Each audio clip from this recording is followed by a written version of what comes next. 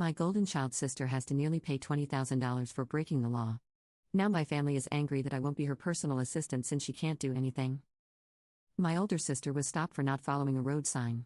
Her car was not insured, and she gave the police officer a fake insurance card that she had bought online from some guy.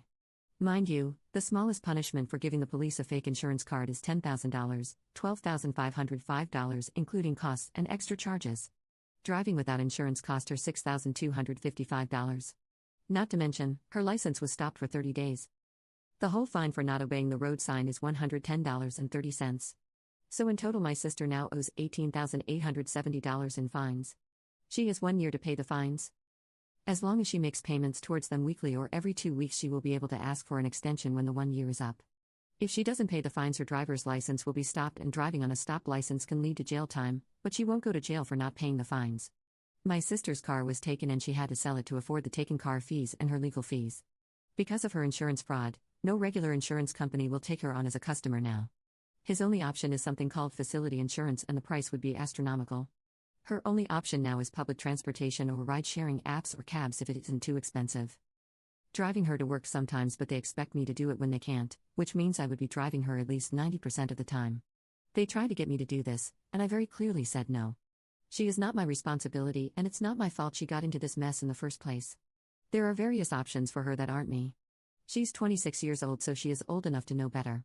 My sister got really angry at me and said I needed to do this for her. When I asked why, she said it's because we're family and blood runs thicker than water. I told her that she would never do the same for me if the roles were reversed, because she's been a horrible sister all my life. I reminded her of the time she stole my boyfriend, crashed my very first car that she worked hard to buy, and she somehow made my graduation party all about herself. So no, blood did not run thicker than water.